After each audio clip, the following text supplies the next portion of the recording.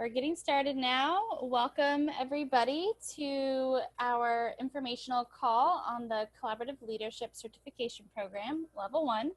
I'm Rebecca and I'm the Communications Wizard here at Round Sky Solutions. And just to orient us into the space, in case this is your first time getting connected with us, I will tell you a little bit about Round Sky. So Round Sky is a worker-owned cooperative that works with leaders who value inclusion and participation in their teams and who are seeking to improve their democratic and collaborative processes and also hone in on their leadership potential. And we do that through courses, coaching, and team or company-based trainings grounded in our collaborative operating system and processes, which we call CoLab. And you'll hear more about that system throughout this call, and that's who we are, so welcome. If that's the first time you're hearing about us, please feel free to ask questions later. And now moving to logistics about this call, if you have any questions, you can use the chat box, which you'll find in the toolbar. There's an area with a speaking bubble image on it, which you can click to enter your questions and comments. And if you're on the phone, which I think one person is here, you can unmute yourself and ask questions aloud as well. There will be time at the end. And if you have any technical issues, also use the chat box and you can chat directly to me, Round Sky Rebecca, and I can try to help you work those out. And the call will be recorded and shared with everyone after this meeting as well. Great. So now I want to give us a little bit of space to get to know who's on the call. And I'll go ahead and start off with myself personally and call on you all one by one. So I'm Rebecca. I'm the communications wizard here at Round Sky. And what brought me to this work is the importance of process and structure to get us where we want to be. And I also wanted to enter more fully into the worker co-op movement, to get a better understanding of what economic justice looks like for me, as I come from a fragmented class background. And I currently live and have been in New Orleans for about 4 years, originally from California. And outside of Round Sky, I do anti-racist organizing with a collective, play volleyball, and try to make time for dancing. So I'm really excited to be a part of this conversation today because collaborative leadership has come up in many contexts throughout my life. And when it's not working, it really isn't, and it's been pretty uncomfortable to figure out how to move forward with teams that I care about the people with. So excited to talk about this with you all. And I also recently completed the level 1 training at the end of 2017. So I'm excited to keep talking about this with you all and what humanizing leadership looks like. So now I'll invite Cecile to introduce herself, and then each of us will say hello as well. Nice. Thank you, Rebecca. So yeah, welcome everyone. It's great to see you. I am one of the co-founders of Round Sky Solutions. I live near Montpelier, Vermont, and I've been a social entrepreneur for 30 years. And during that time, I've had the opportunity to participate in a lot of different kinds of organizational environments, from very small to rather large. And essentially motivated by the waste of time and energy and creativity that poor collaborative leadership represents, I was inspired to take up a deep dive into organizational and individual development in search of an answer. And in particular, I was really curious what power is and developed some theories about power to map or explain the dynamics that I commonly saw in organizations. And I synthesized this research with my career experiences and created a map of what organizations are already communicating about and a set of processes called CoLab that reliably delivers healthy forms of power in action, including much more fun and engaging experiences of collaborative leadership. I published Collaboration That Works, a ruthlessly practical handbook for a generative world, as a training manual that summarizes the research and introduces CoLab for organizations. Back to you, Rebecca. Great, thanks, Cecile. So I'd love to hear from everyone on the call to let us know your name, which organization, if you are a part of one, you're coming from, the place that you live, and what brought you to this call today, including any questions that you might have. So I'll go ahead and call on you one by one just for clarity. And I'm going to go down my list here. Julia, would you be willing to start us off? You'll have to unmute yourself. Thank you. Yep. Hi, everyone. My name is Julia Curry. I live in Burlington, Vermont. So I came across CoLab in the process of working with cooperatives across the state. My background is that I've been doing various types of organizing and collaborative work for about 20 years. So for the past decade, I have worked for a nonprofit organization, Champlain Housing Trust, and my little niche is that I coordinate a program of housing cooperatives, which is really fascinating and is a great laboratory for for seeing all the problems that can happen when groups try to work together, as well as really amazing achievements. Before that, I worked in various types of organizing. I was a union organizer for about 5 years. I did faith-based interfaith organizing. I did community organizing.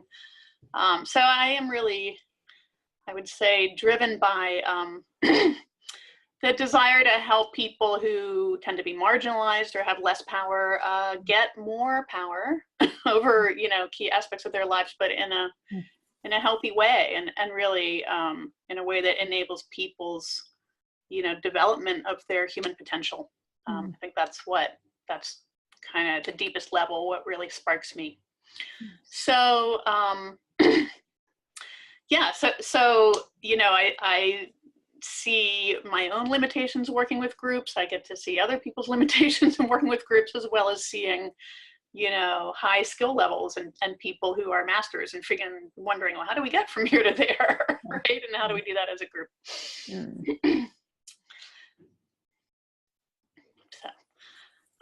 yeah, outside of thinking about that, I love, living here where there's a nice balance of the man-made and the natural, and getting outside and gardening, and I'm very tied into the community and really appreciate that. Wonderful. Thanks for introducing yourself. Jan, would you go next? Hi, everybody. Hi, Caitlin. I do remember meeting you on a previous call. I'm in Boston, and I'm a learning and development professional. I'm deeply interested in organizational systems, and from that vantage point as an L&D person, developer, designer, and facilitator, I worked in a large corporation where I got the opportunity to build programs training leaders and managers, and was just appalled at my observation of the dysfunction and the waste of the passion and potential that people are just hungry to give. So I expanded my skill set by taking a year at actually Julia Champlain College, did their positive organizational certification program that I loved, and so I'm all my work now is very grounded in appreciative inquiry and positive psychology. So when I discovered CoLab, I just was so, it just seemed to plug in to all of the places that I saw so many needs in leadership and organizational communications. So I would say that I am a leader myself in terms of the teams that I lead in learning projects. And, as soon as I start to use any of CoLab's processes, they're just miraculous. So I also have completed the level 1, and we'll have lots more to say about that, but that's an overview of me. Thank you. Well, thanks. Welcome. Thanks for being here. Nice to hear more about your journey. Caitlin, would you introduce yourself? My name is Caitlin. I live in the Burlington, Vermont area. This is my 10th year in Vermont. I grew up in Atlanta, Georgia. I'm a part of a bunch of organizations for which I do all volunteer work. I don't have any paid work right now. I kind of aspire to be paid for facilitation work. I had an early, done a lot of organizing work throughout my life. And in high school, I was that overachiever that was part of just about every organization at school. But when we got together a county level environmental organization, I could easily, learn the names of all 60 people in the room and connect everyone's ideas. And I pretty early on discovered that I loved facilitating. I later worked for the Atlanta Project and the America Project at the Jimmy Carter Presidential Library, Presidential Center. And we did we got together some leaders in community development work around the country and had them write a book with all of them writing simultaneously and able to write and pull up each other's writing and edit at the same time. And that was before Google Docs as we know it. And it made quite an impression on me 20 years ago. And I thought, that's what I want to do. So I've kind of been looking at facilitation programs since then, and been following Round Sky Solution for about 5 years maybe, hoping to get in on the facilitator training. I'm not convinced I need the training, and I think my main question is, when are the next set of dates? Like, what are the dates of the program for the summer, and are you running the program in the fall? Like, I've seen, I think, all the other promotional materials. I know I need to apply by the 20th for whenever the next dates are, but I'm kind of curious about what I'm committing to in terms of FaceTime and then homework time. And I guess finally I have to apologize, but I probably need to get off the call in a few minutes. So you won't be able to address my question right now, but I'm sure I'll talk to Rebecca or Cecile or Jan or Julia. You'll fill me in. I'd love to talk to either of you about your thoughts on the program and what you hope to learn from it. So Great. That's all. Awesome. We definitely will answer that. And the short answer is the level 1 starts, the summer cohort starts July 16th and lasts 10 weeks. And I'll follow up with you to give you the information that, the rest of that information. Thanks for joining us, at least for the intro. Great. And I think we have Nicole. Would you introduce yourself? And you'll have to unmute. Yeah.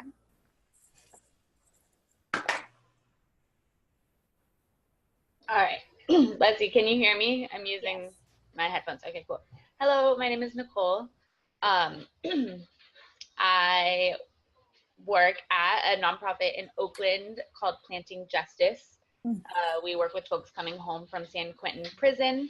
We run 3 sustainable enterprises in the environmental justice sphere. So we run an organic certified commercial nursery. We ship plants all over the country. We run a permaculture design build landscaping company. And we have an urban farm as well. And all of the folks who work on our programs are formerly incarcerated folks and system impacted folks. And I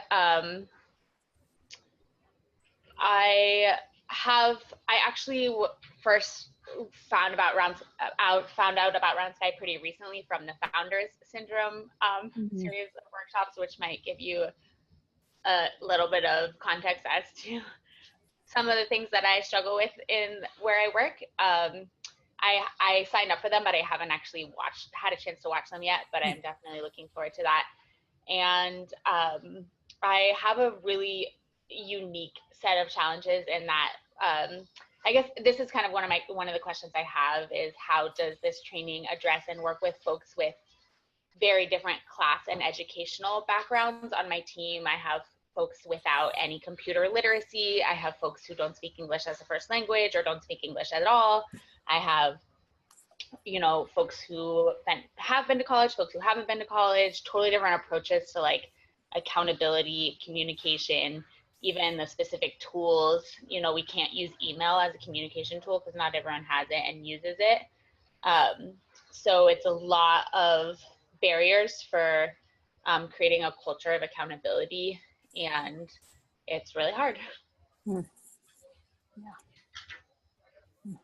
Thanks for joining us. And I wrote your question down, and we'll definitely get into how that could intersect with this training, or how we see that intersect with this training.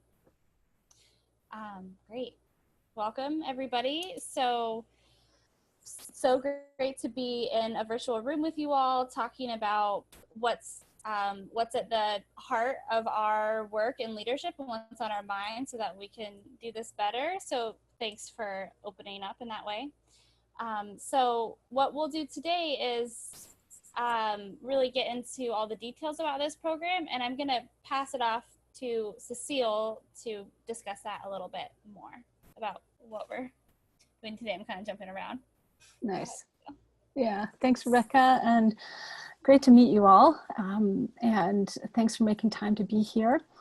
So today, yeah, we definitely will talk a little bit about the benefits and challenges of collaborative leadership, and why it's important, and what's brought each of us to this place of recognizing that collaborative leadership is critical.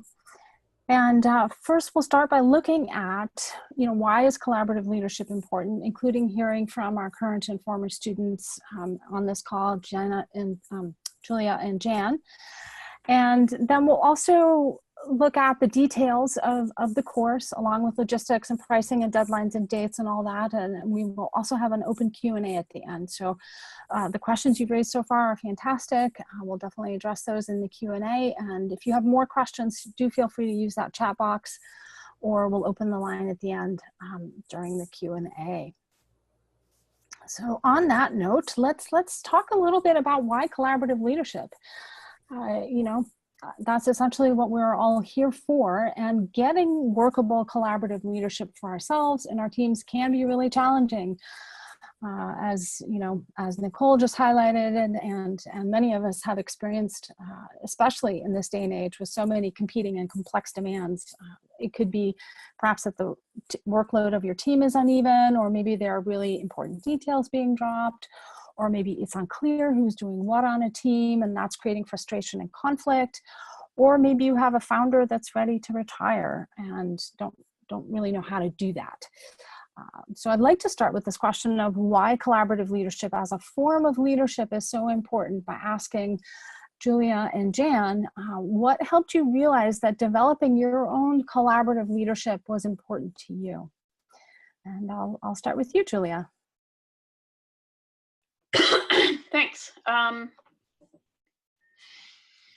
think the first thing that helped me realize this was was when I got into organizing work, and so I was in a milieu of talking and thinking about how do you help people gain more power, and it eventually became really clear to me that my own behaviors were not helping people gain power. I didn't know how to share power. And so I was standing in the way of my own goals. So that's probably the biggest trigger to kind of getting on that path of like, oh, okay, well then what do I do? Nice. Yeah. Thank you. And how about you, Jan? I love Rebecca's phrase, humanizing leadership. Yeah, the waste and dysfunction that just goes straight to my heart is this sense of when power is misused, people don't feel safe. Yeah, and there's so much in the system, the way the system is designed, that just makes it impossible for individuals, even groups of individuals, to help that, to move that forward. You might trust one leader, one manager, but the system isn't safe, even if your leader is. So it was just so clear to me that there needs to be a way for us all to participate and be heard that that feels like a safe space to do that.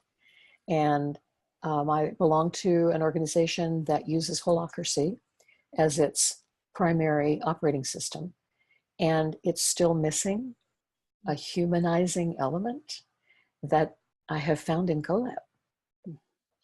I had an opportunity yesterday at a professional meeting to respond to a gentleman who said, "Oh my God, holacracy. It's just like, wow, I can't believe it." And I said, "Okay, wait till I tell you about CoLab." That started a conversation. So that's what has made it for me, made it powerful about the course.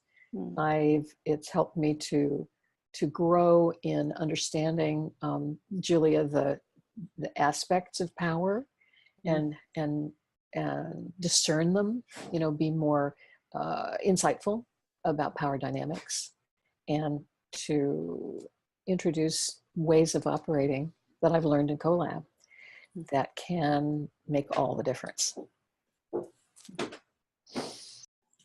Thanks, Jan.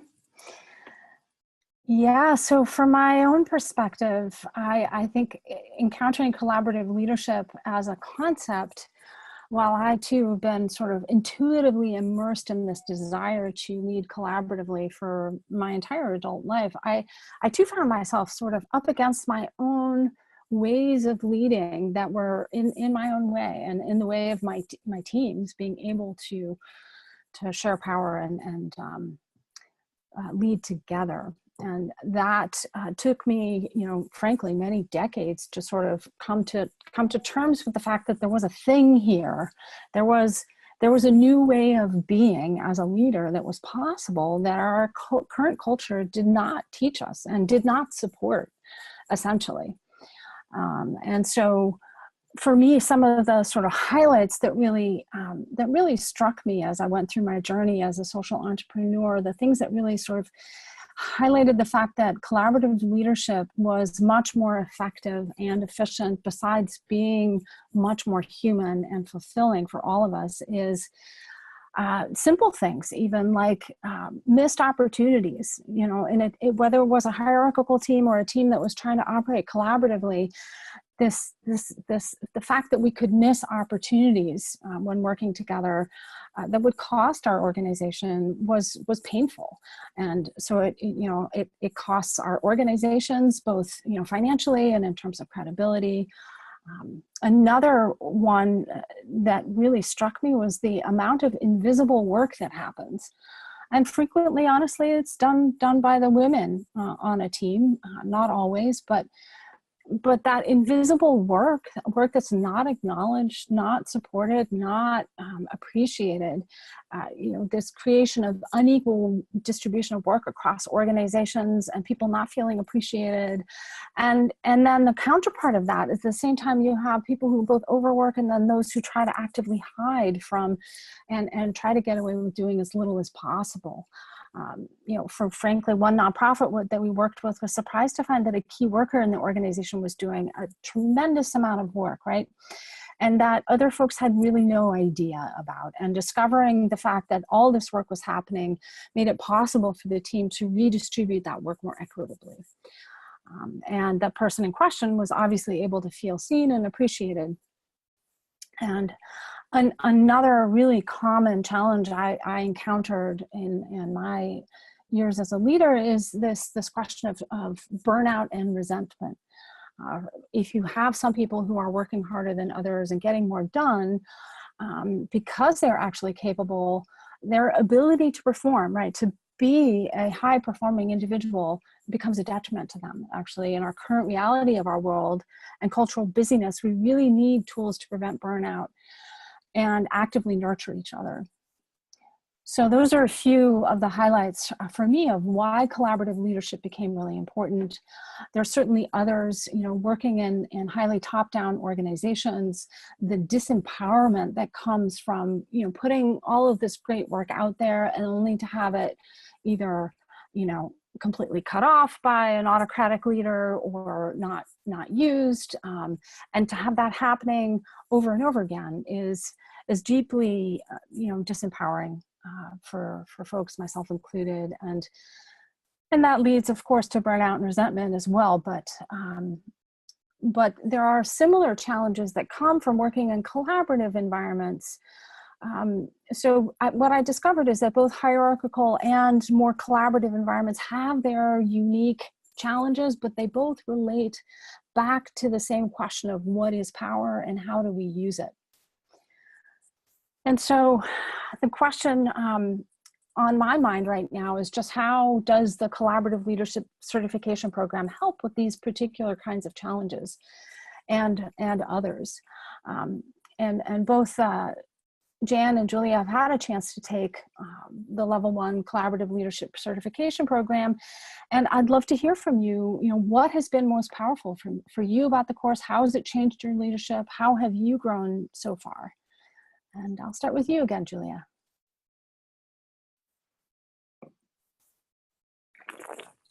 Thanks. So let's see. I came to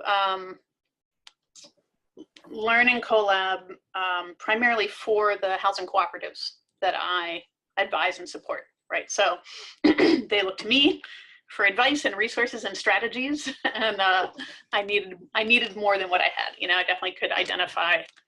I can identify the challenges, but that doesn't automatically tell me, what's going to be a good fit for solutions. So, Learning Collab, I would say there are really particular elements of the whole system that address some of the kind of recurring or most common pain points, that I see in the housing cooperatives. And those include, first of all, just the role development. I say just because when you read it, you're like, duh, of course, right? It seems self-evident, and yet people don't do it, right? It's not. So that strikes me as one tool that, that offers like a great payoff, sort of a great starting point for my groups in terms of what they'll get out of that compared to the work it will take them. Likewise, the element of the decision-making process, integrative consent offers a couple things in combination that I think are very powerful. There's just a very clear process that gives everyone time to talk. And again, it's fascinating how that seems like it should be like a self-evident thing to do and is not, because it's not the dominant, cultural mode that we all have absorbed, right? So combining that opportunity for people to really weigh in, not just opportunity, but invitation, with an equally clear standard for making, for making that final decision. So a lot of what I find appealing about Collab overall is that it really combines, it's so well thought through. The processes really do, I would say, maximize participation and efficiency at the same time. And so often those feel like mutually exclusive, trade-offs. So that's powerful. It's not simple to learn, right? So I think that for my folks, because they're not working together daily, they are meeting once a month. It's definitely a case where we are picking a few morsels and saying, let's work on this and see how long it might take people to absorb before we were to, think about moving on to some other pieces.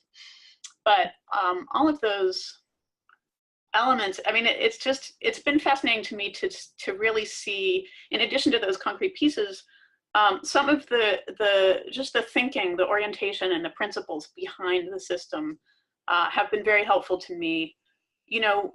One being, again, just like have a clear standard for decisions, right? Hey, and have it be explicit, right? So that leads to one of the really fundamental principles that power flows through communication. This is one that I have found, that I come back to again and again, and that just again crystallizes, kind of my intuition, but in a way that I can share it with other people, and especially like I have a lot of folks I work with who are, you know, kind of get her done process averse types. And I think there can definitely be a class element there in terms of, you know, some of my more middle class, you know, professional work folks take to meeting process like ducks to water, and some of the people who, you know, do not work in professional environments and, you know, come from, you know, more of a less formally educated, more working class background. You know, some of those folks can just be very impatient with this stuff. So it's really helpful to have ways to name, you know, here's why we're doing this. Here's what we're going to get out of it. Here's why it's worth the time and energy. So that's been great.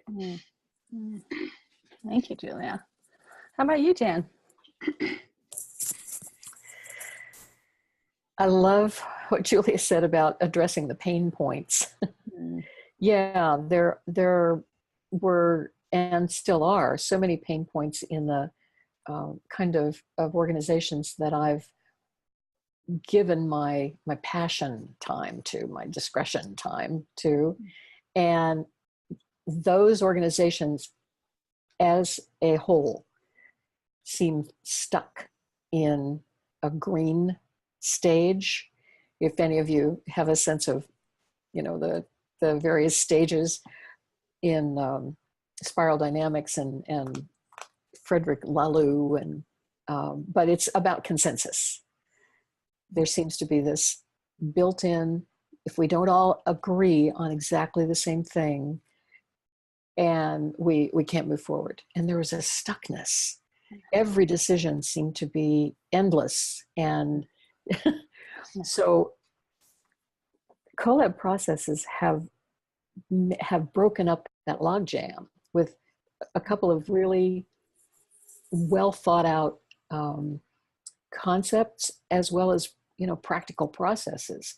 The concept that's most useful to the teams I work on is it minimally sufficient for moving forward now? Can we all agree that this is worth trying, knowing that we can come back and change it at any time? And boy, does that free people up. Also, the way that the agenda, the living agenda, is structured, and the processes that are built into it around action.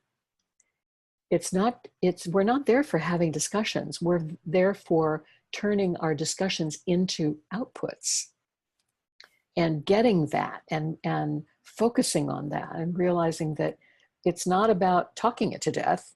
It's about just figuring out what is it that we are wanting to do together, and how do we shape that next realistic step, that next action. So those are so empowering. They, along with integrative consent, which Julia mentioned, they empower everybody on the team to contribute their part and to say how they feel, and they're also their participation is acknowledged because they can object or not object to that small next step. So yes, it's about empowering people in an efficient way. We're getting things done. I also like that, and this is something that I emphasize when I tell people about the difference between holacracy and collabs processes, is that Cecile studied so many of these next stage frameworks, and the integral framework and the immunity to change framework have contributed to making personal development and interpersonal relationships integral to all the practices, so that people don't feel as though this is only engaging a part of me. It's about engaging all of me. And of course, in an organization that purports to be about purpose, wholeness, and self-management, or the three, you know, keys in Laloux's thinking, it's there. Wholeness is built in to all of the practices. And there are specific practices that are focused on the personal and the interpersonal, but they're all woven together. And I won't say that the teams I'm working on are very sophisticated in using all of them, all the processes yet. We're still making our way through. But like Cecile frequently says, we're learning a new language.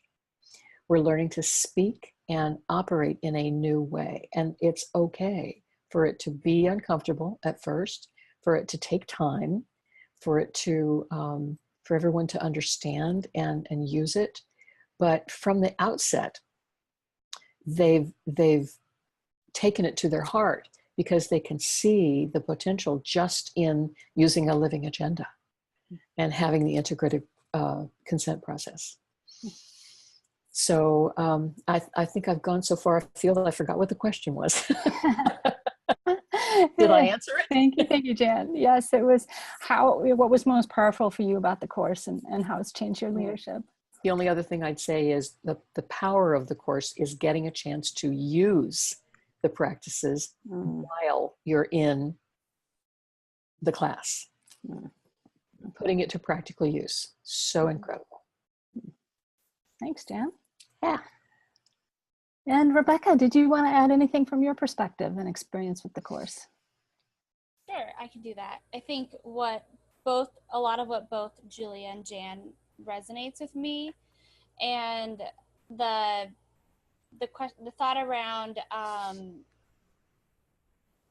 some people liking or feeling more accustomed to meeting practices and processing, and some others haven't been maybe even conditioned to do that through their workplace. And I think I think the tools in the course speak to multiple, can be used in multiple frameworks. So it's what I got out of the course is really the challenge to be clear in a conversation, in a meeting, and know when it's over, know how to make a decision and know that a decision has been made, and just in a very clear way, I think is super helpful, because the parts that get people impatient is the constant back and forth in the idea that you're never ever gonna make a decision. So I think that part, that clarity around decision making and around conversations and what kind of output you're looking for really help to streamline that process in a setting where consensus could go forever, possibly. So, or there's the fear of that. Yeah. I think that's a really helpful thing that I take with me in meetings and beyond.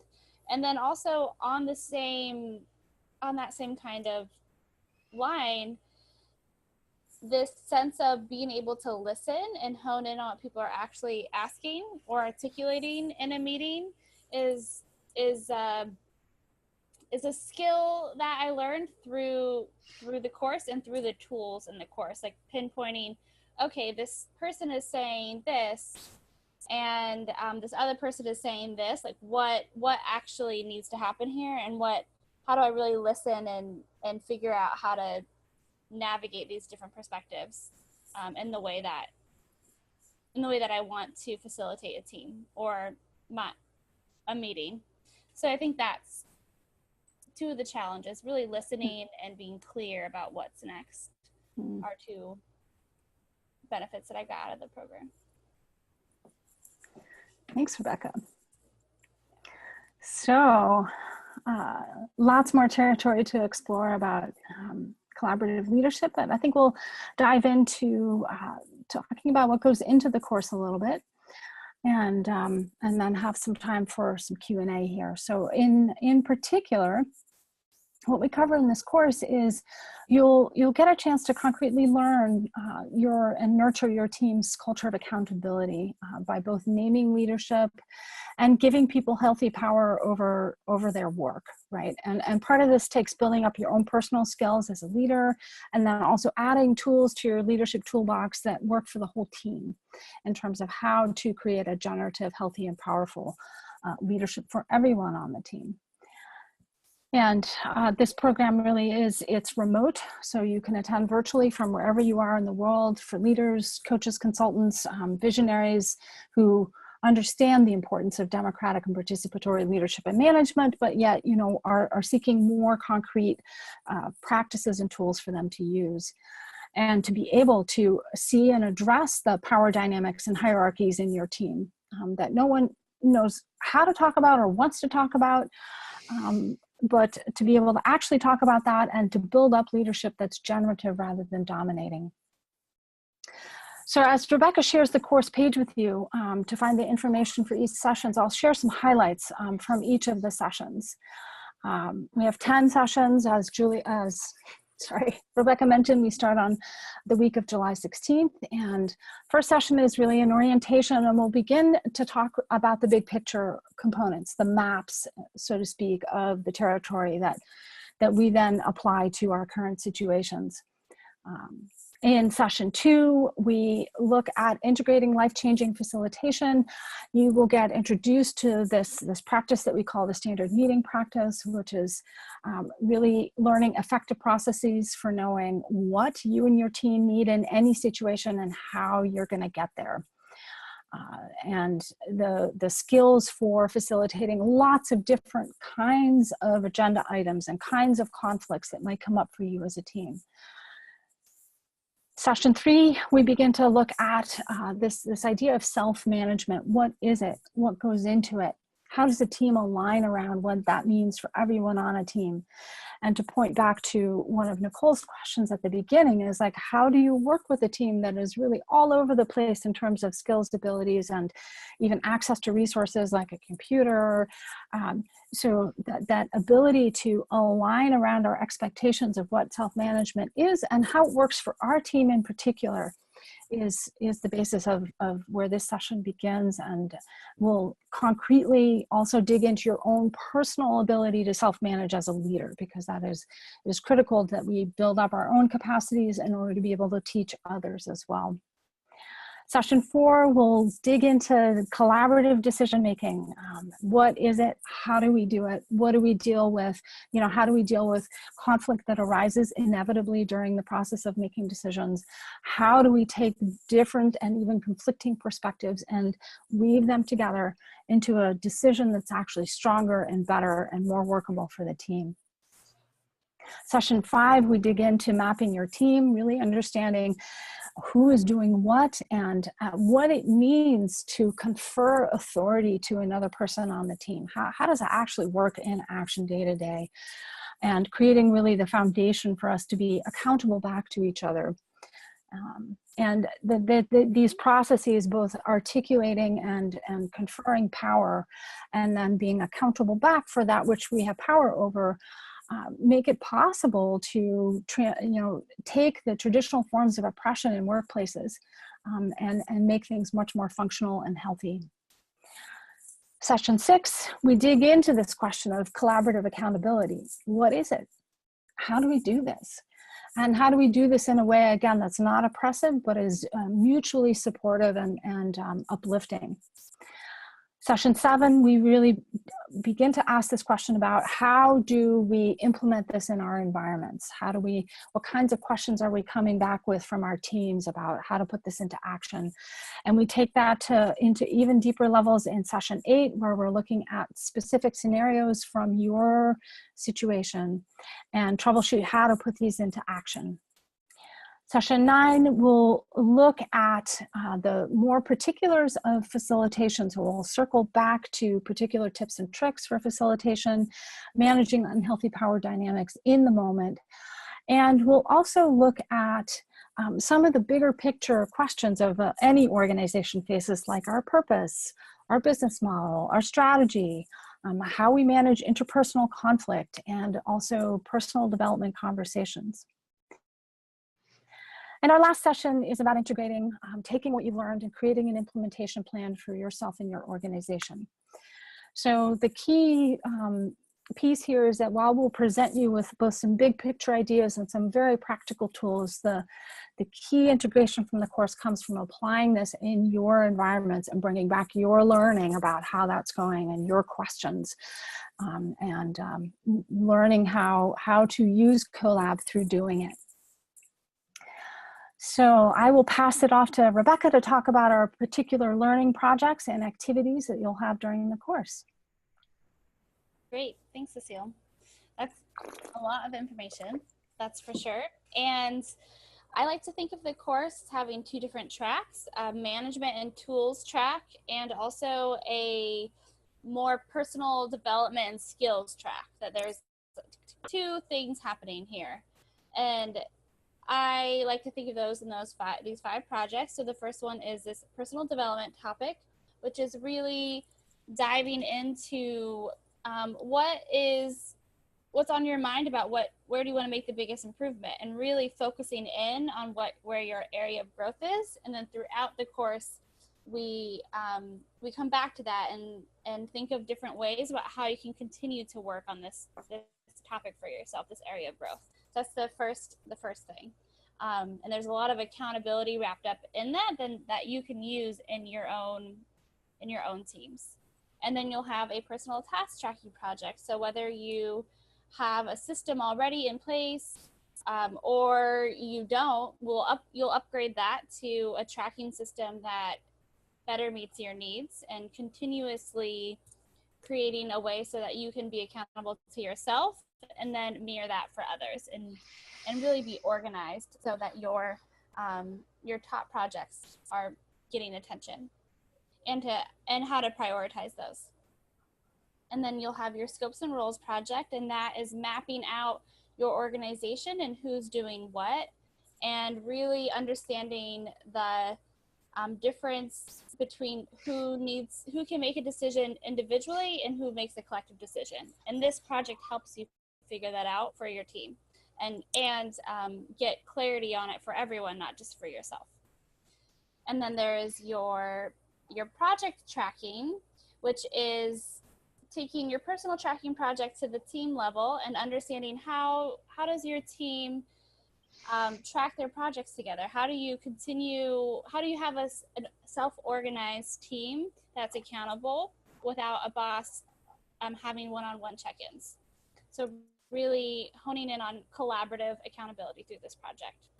And then you'll have a chance to really dive into introducing and onboarding your team, so that you know what are the key steps to getting some of what you've learned integrated into your team, and how do you get people on board that might not be completely thrilled about changing their whole system up, but you know that it will have big impacts for you. So those are your 5 projects, and through those I want to share some of those top highlights that you'll work toward in the course. And as a recent graduate, I can share what really stood out for me and what continues to stand out for me. And the top one for me really is this grounded and intentional leadership. And so through piecing together what I've been working on before this, my work at Round Sky and my work in the certificate course, and everything in the course, I've been able to hone in on what makes me an intentional and grounded leader. What are those key pieces for me? And part of that is through a somatic development project and through other various tools and getting really important feedback. And then the other is strengthening, as I said earlier, to Cecile's question, is strengthening how I facilitate collective decision-making, how you facilitate collective decision-making so it doesn't last forever. So it's very clear, it's important to get everyone's perspective in, but it's not important necessarily to get everyone to agree, just to consent to trying something. So there's these key frameworks that, and just shifts in thinking that can be really helpful in your facilitation. And then another thing is facilitating productive meetings. And this is not the sexiest of big highlights for me, but how I'm in meetings all the time, and it's proven to be very, very, very helpful for myself within meetings that CoLab isn't even used, but I'm just facilitating as someone with these tools. So productive meetings, understanding what a good meeting can feel like, with both humanizing leadership, as we mentioned earlier, and getting things done. So always trying to find a balance for that, but a little closer. And then getting effective accountability. So Cecile had mentioned burnout and resentment earlier, often comes out of these ineffective ways that we're working together. I think I don't know anyone who hasn't heard of burnout or hasn't felt burnout at some point. And I think figuring out for ourselves a way to be accountable without burnout is really important. And so this is one of the things that is touched upon as well in the course. So that's one of the highlights for me. And then using these skills over and over again. They're just so versatile in lots of ways. So with that, I'll pass it back to Cecile to share about what's included in the program and some more of the details. Thank you, Rebecca. So yeah, the course includes, along with our weekly live training calls with a certified instructor to get instruction and support with your collaborative leadership, facilitation and the implementation of these tools in your team. You'll also get the instruction manual and card deck, and also a connection to a learning community of mission-driven leaders like yourself. And our cohorts are small. They're designed especially to enable you to connect with your peers and share your learning with each other. You'll also get personalized feedback on your leadership and facilitation, and receive practical templates and training in how to build responsive and dynamic collaborative teams. You also have access to our online course platform and forums where you can discuss your learning and receive feedback. And you'll get certified as a CoLab Level 1 facilitator, which you can add to your resume and supporting your work as a professional. So you can go to our Round Sky Solutions CLCP I page for more information and to apply. And back to you, Rebecca, on course logistics and pricing. Great. So this will get some of the questions from earlier about dates and commitments. So as Cecile said, the cohorts are meant to be intimate, deep spaces. So they're small, of 3 to 6 people, and you'll meet with them for 10 weeks starting July 16th, and via Zoom, like we're on right now, and they last for about two hours a week. So that is how long the program is, and then you'll have the opportunity to facilitate and then receive coaching on that during those sessions, and as well as scribing, because information is power, as I think that Julia said earlier. And so, or communication is power, so how we communicate what happened in the meeting is important. And then you'll also have access to a course platform with all the materials. You'll have a chance to demonstrate how you've integrated them throughout the course, weekly, really. And you can expect to spend about 3 to 5 hours a week, including the 2-hour sessions, depending on what kind of assignments are happening, and also what type of, how deep you go into them. So you could spend more hours, but 3 to 5, I think, is the average for how much you'll spend. And so the summer cohort starts the week of July 16th, and the application deadline is June 20th. And the cost for the program is $2,500. We do accept payment plans, and if you're a Vermont resident, you may qualify for VSAC non-academic grant funding. So email us if you go ahead and apply and put it in there, and email us and let us know that you'd like to apply for that, and we can give you the details. And then we also have a referral policy. So if you know other people, or if you have a team of people who want to do this, you can get part of their tuition towards yours as well. So we really are working hard to make this accessible for as many people as possible. And with that, we'll get to some of some of the questions that were mentioned earlier, and then we'll wrap up. So how about we, I think we answered the dates and the commitment, but I'll just go ahead and say that again in case that's helpful. So starts July 16th, ends the week of September 17th, and so it's 10 weeks and meets weekly, and the time commitment is about 3 to 5 hours each week for that. And then we had one other question that perhaps Cecilia you want to mention or touch on is, how does the training support leaders who are working with others who come from many different class backgrounds, education backgrounds, tech familiarity, a team that some people don't use email to communicate. So how does the course translate into, is that help? Will the course be relevant for that person? Will be helpful? Like this, and we'll start with you, Cecile. You're muted, by the way. There you go. There we go. Awesome. Yeah, it's a wonderful question. And the short answer to this is, while the training is held online, the tools are totally applicable offline, in offline environments. And they essentially consist of a set of principles that translate to practices that we use during our meetings together that apply outside of meetings. And so it's essentially about aligning the expectations of a team around what does it mean to meet together and communicate, make decisions, and be accountable.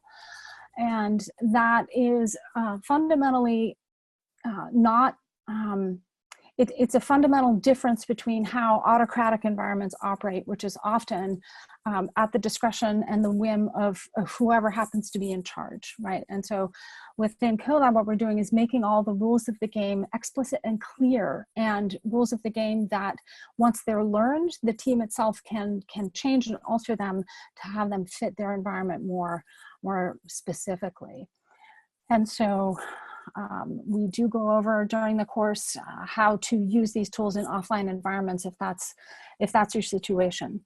So what I find is that the action of making our communication processes and practices explicit and something that is owned by the whole team has a very powerful effect on equalizing across race, class, and different backgrounds that we might be coming from that are non-technological perhaps. So that is how the course will help you in your particular environment. Anything you want to add to that, Rebecca? I think I might just emphasize that the templates are on Google, but the concept is what's more important. The concept of facilitating and the processes of facilitating that you're integrating into your toolbox. And for example,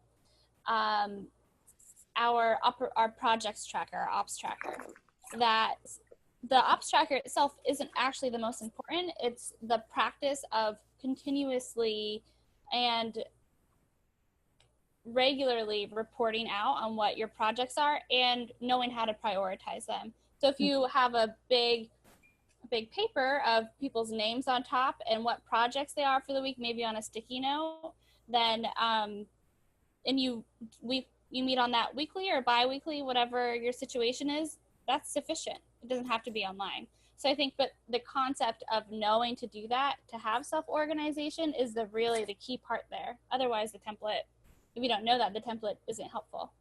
Yeah. So I just want to say that there are a lot of tech things that are totally transferable to other ways of using them. I don't know if either of you, Julia or Jan, want to share. I know you talked about this a little bit earlier, Julia. Yeah, and this issue definitely is a challenge in our co-ops, and I really see a divide between people who are, I guess, sort of people who are highly tech literate and who, maybe already use Google a lot. You know, the schools are using it, so people with kids in the schools now are very used to doing that. So for those folks, it's kind of second nature. Then we have people who are, you know, on computers but not super literate, and then we have people who don't interact with, you know, computers at all. So I think for us that is still a work in progress, but it's an area where I see these gaps, and I see where power is not flowing because information is not flowing, you know. So I think, again, like, there isn't going to be a one size fits all answer for these groups, but it's really just being able to name to them, like, hey, here's you know, where something is stuck. Here's why it matters. Let's pick the solution that's going to work for you. Or, you know, let's try this out, right? Let's try this out. Yeah. Absolutely. Great point. Wonderful. Well, that's all we have time for now. Oh, Jan, did you want to add something? Oh, no, I see that we're at the top of the hour. Just, I guess I'm very fortunate that all the teams I'm working with are entirely virtual, so everybody's already pretty technologically savvy. I'm remembering someone in my cohort who was had the same problems that Julia has, and Cecile gave some real positive and useful ideas to her. It might be interesting for them to connect and how to see how Carolyn had carried out some of your suggestions. Nice. That's a great point. Yeah. And great connection there. Well, thank you so much for joining us. I really appreciate the time and energy that you all have put in here, and we're excited to get this summer cohort going and get this recording out to them. So thanks. Yeah, thanks all for being here. Really appreciate it. Good to connect. Thanks. Yes, take care. Enjoy the rest of your day. You too. Bye-bye. Bye, everybody.